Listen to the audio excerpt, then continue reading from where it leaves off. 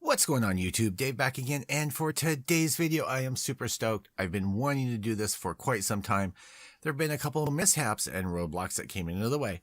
Today we're taking a look at the DJI Mavic Pro. Finally doing an unboxing on this after 3 attempts. So real quick, backstory. I ended up pre-ordering this beginning of October, something like that. I think it went on pre-order the end of September, the very end of September. Pre-ordered it through DJI. Prepaid for it.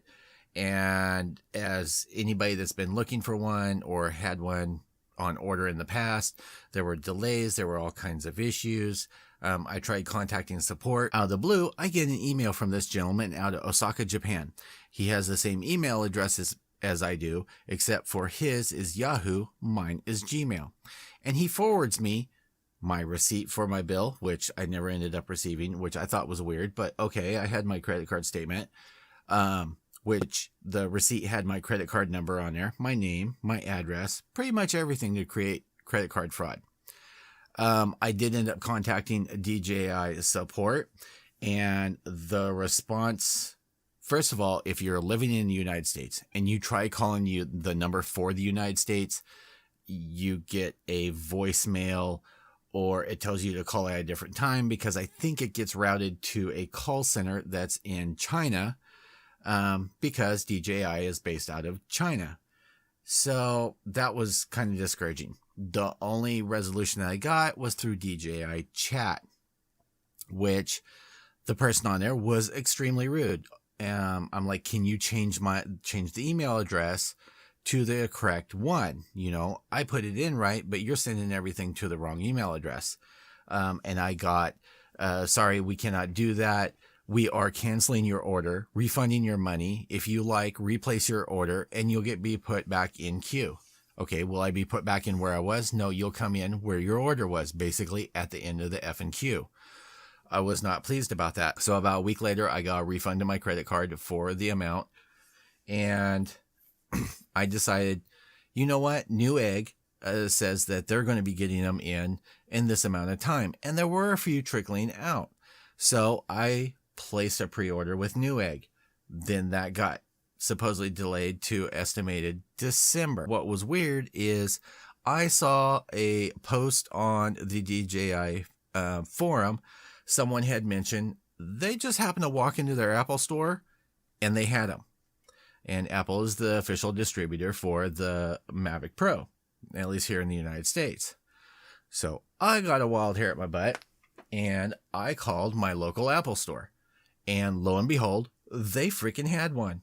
No one else had one. Nobody else was getting theirs, which was really weird. So I bribed my wife to go to the Cheesecake Factory for dinner so that I could go to the mall, which was right next to it, to the Apple store, and I ended up picking it up. Yay me, I got one in December. Except for, besides the weather being bad here, I got it home and I was having that gimbal issue of it jittering, so that one had to be returned.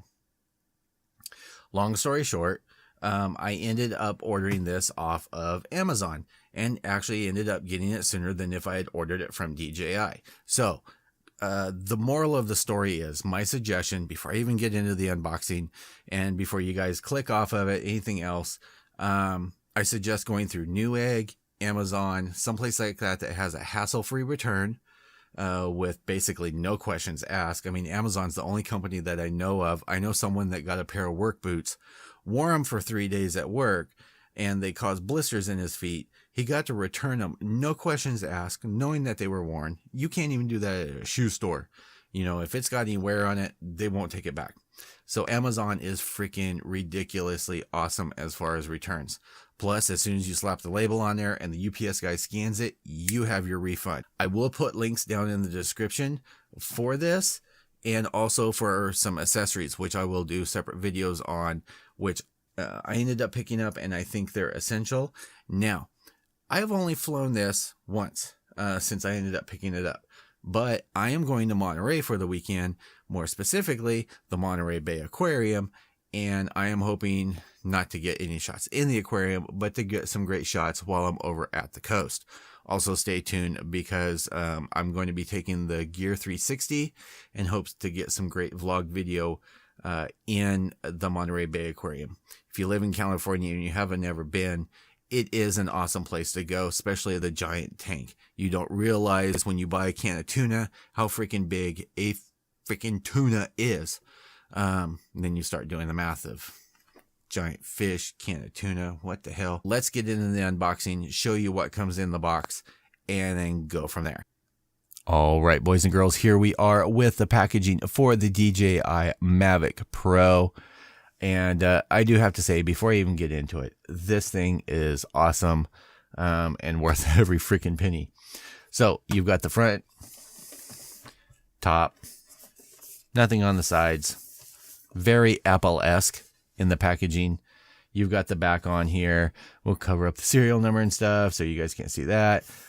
It does say made for iPhone, but I have used this on the Moto X, iPhone 6, LG Flex, Moto Z, and an iPad. So these all work great, and it does actually work a little bit better on the iPhone, but it actually works perfect on the Moto X, or the Moto Z, sorry. Can't keep my freaking phone straight here. But it does work perfect on this. I do like it because it has a bigger screen. Getting into what comes in the package, you just push in the handle here. I do have to tell you, this is weighty. You'll just flip open the lid and all right, taking a look at what comes in the package. You get your controller. Very video game alike. I do like these knobs that are on here. They do have little teeth up here on the top, so they do kind of bite into your fingers. You get a 5-point controller right here that is programmable. You get your power on. You get a home button over here. You get a snapshot button. That way, if you're not wanting to hit the phone to take your photo, you also get a record. You get 2 programmable rollers up here that you can use for, one is an infinity spin and one is toggle back and forth. You can use one for your gimbal side to side, and you can use the other for whichever that you want to do. You get a plug over here on the side, which are for these little dongle cables, which are for plugging into your phone. Now, they do actually lock in here, but I don't on this one because the USB-C, it's a pain in the butt to get it in on my Moto Z with this case on here. Now, I am not going to plug it in and turn it on and everything, but you get the gist. It fits in there perfectly fine. In fact, if you widen these out all the way at an angle, you can end up putting the iPad mini in here if you are so inclined, if you need a bigger screen. And don't worry, later on, I will end up doing an in-depth, closer look on everything. I just wanted to give you guys a quick look. You do get your 2 antennas on here. You just fold them out. Now, when you do first get this, they are going to be tight because there is a little notch here, and there is also a notch here that it kind of clips into. And when you first get this, it can be a pain in the butt to get this out. You also, I almost forgot, you, like a PS3 controller, you get 2 buttons that back here that are programmable for different modes that you're wanting to. I have been setting one of these to autofocus. Now, if you have a Phantom 4, not the Pro, but the regular Phantom 4, it is set to infinity as far as its focus. This is more of a point or tap to focus, so you really need to make sure and pay attention to that. On the side here, you have a switch for switching from normal to sport mode. Keep in mind, when you switch it to sport mode, it turns off all of the safety functions like running into things. You get a little foam backer that the remote was on. And again, very Apple-esque. You get this with a huge booklet of information. You can also get all of this in a PDF file. And or just watch YouTube. You get your power brick over here. Now you'll notice I already peeled these stickers off of the drone itself in this little section down here. Now these did come in baggies. There is another one and I'm not sure where it got off to. It is for the mini or the micro USB, but this is the one for the iPhone. And then the one that I have on here is the USB-C. So these are the only two that I end up using and care about. You get a small USB cable. This is used for charging this. You just plug it in over here, it'll charge it. And then you get the AC plug part for the power brick. Over on this side, you get the drone. I'm going to set it over here, get this box out of the way so you can see. You get lots of nice padding in here. In here, you get 2 extra sets. I have the baggie in my travel pack, but you get 2 sets of props that are loose. One is an extra set. This set ends up going on the bottom side over here. One of the features that I did not bring up on the power brick, on one side of it, you have 2 USB plugs so that you can actually at the same time plug in your mini USB cable for charging the remote, and you can plug in another one for charging your phone at the same time. Now, there is one, and I'm not sure if there's a setting that I'm missing, but you do want to make sure that the remote is fully charged, because when you have it plugged in your phone, your pad, whatever it is, the remote acts as a charger, or at least in my case, it's charging my phone at the same time, which is great. It means by the time I'm done, my phone is not dead, but it does kill the battery life on here about twice as fast. Though I haven't had any issues with that. I actually left the remote on intentionally for, I don't know, I want to say like 3 hours, something like that. Of course, not with the phone plugged into it, but it actually lasted that whole period of time before it got down to the warning point where it starts beeping. This thing is also ridiculous.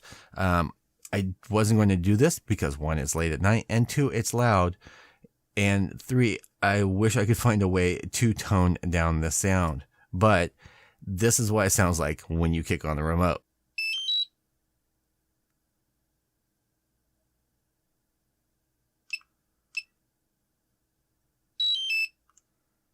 Yeah, so that's pretty freaking loud. And you can only imagine when it gives you the warning to fly back, because you can't shut that off.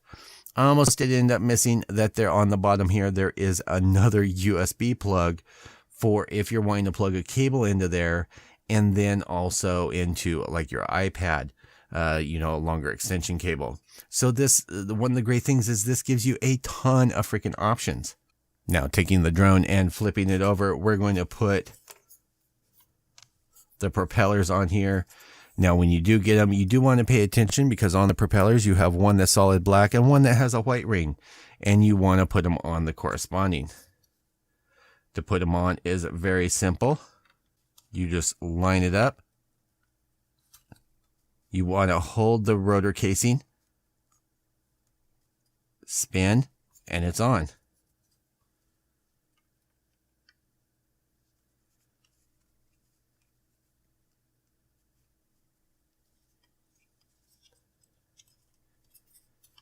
And simple as that.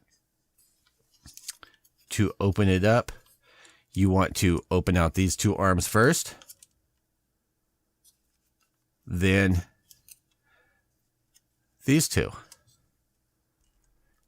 And this thing is super freaking small. I can't tell you guys how nice and small this is.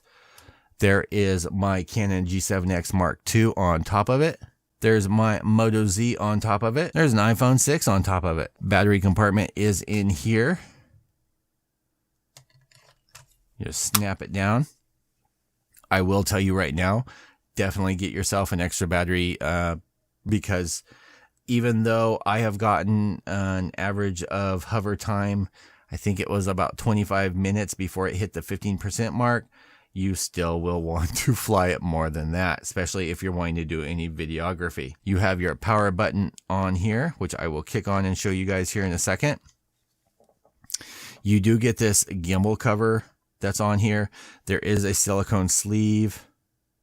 They say you can do this with it on here. Some debate whether you can fly it with it on, with it off, because there is an air vent. There is a fan in here that draws air from here and then out the back to keep everything cool. Some people debate whether this keeps it from cooling down properly. Now you do have slots here, you have slots here, and you do have areas around the front where air can get in. So that's kind of up to you. There are aftermarket ones that have a cutout on the dome on here. If you do use the dome though, here's a situation I would suggest using the dome. It would be, maybe it's misty, it's damp, something like that. That might come in handy just to keep moisture off of the camera itself. But other than that, fly without it, because otherwise you will end up getting glare like if it's a sunny day. Now I have not picked up any ND filters, so that is on my wish list to get later on. One thing you want to remember before you kick this on, there is a little gimbal cover right here, or gimbal holder. You just want to grab and slide it out. Sometimes it's a pain in the butt. It is a pain in the rear to get it out, get it on, but you want to slide it off. I would suggest when you get one and you're doing this, just hold your camera and then press it on. There's a little slots on here. Someone has to come up with a better invention for holding this, because otherwise it does. It's there. It's not going to break it, but you know, for safety issues, you don't want it bouncing around while you have it in your bag or anything. You do have the camera right there. You have your two front-facing sensors on the bottom. You have two camera sensors. You have sonic sensors. You have lights here, and you also have lights on the front, unlike the Phantom 4, where it has lights on all four brackets. Now I am going to kick this on for you guys.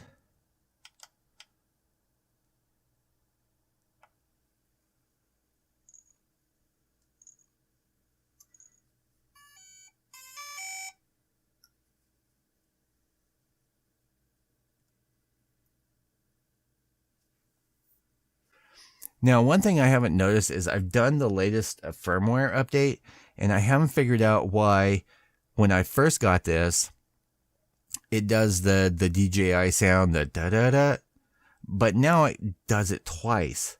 There's a smaller version that does it, and then another version. It's almost like an echo.